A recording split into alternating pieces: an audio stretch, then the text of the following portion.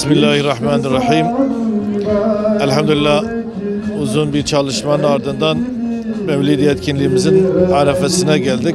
Allah'ın izniyle yarın İstanbul'da Mevlid-i Nebi etkinliğimizi yapacağız. Bir aya yakındır hazırlıklarımız vardı ve bu hazırlıklarımızı bütün ilçelerimizde sürdürdük. Özelde Bağcılar ve çevredeki ilçelerde bunu daha yoğunlaştık. Zira İstanbul'daki ulaşım ve benzeri sorunlar var. Ancak bütün İstanbul'da duyurularımızı yaptık.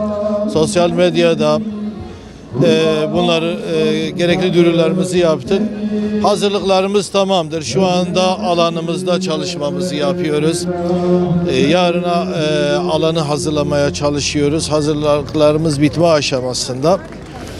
Tüm bunlarla birlikte Mevlid-i Nebi etkinliğimizin önemine değinmek istiyorum.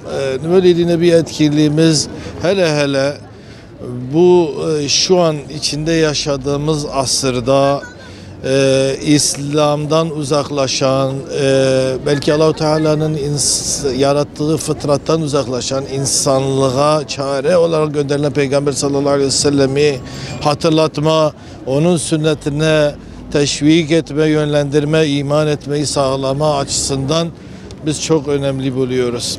Her sene ayrı bir temayla bu çalışmalarımızı yapmaya çalışıyoruz. Zira her seneye belki damgasını vuran yeni hadiseler gelişiyor. Bu seneki temamızı da direniş önderi Hz. Muhammed sallallahu aleyhi ve sellem seçtik. Zira Filistin'de, Gazze'de şu anda bir cihad var.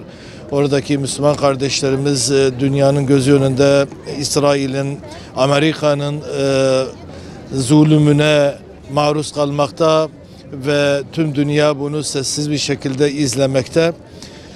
Ancak biz burada bir gönderme yapacağız. Oradaki Müslüman kardeşlerimiz yalnız değildir. Biz burada onları destekliyoruz. Sadece bu etkinliklerle değil, belki tüm platformlarda, tüm alanlarda bunu yapmaya çalışıyoruz. İstanbul'da duyarlı Müslüman kardeşlerimiz, Peygamber sevdalı İstanbul halkının bütün zamanlarda buna destek verdiğini görüyoruz. Allah'ın izniyle bu cihadın akabinde de Müslümanlar üstün gelecek ve burada verdiğimiz bu etkinliğimizde vermek istediğimiz mesajı da Türkiye'deki halka ve yanı sıra dünyadaki bütün halka da inşallah duyurmuş olacağız.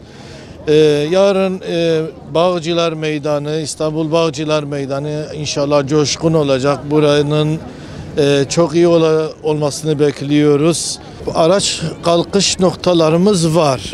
İstanbul'da birçok ilçeden alana araç kaldırıyoruz. Yani gerek kiraladığımız araçlar ve gerekse bağışta bulunan, bir şekilde destekte bulunan kişiler tarafından araçlar alana gelecek. Yanı sıra İstanbul'da toplu ulaşımda da alana ulaşmak çok kolay. Örneğin alanın altına metro ağı var ve Bağcılar Meydanı'na metro ulaşımı var.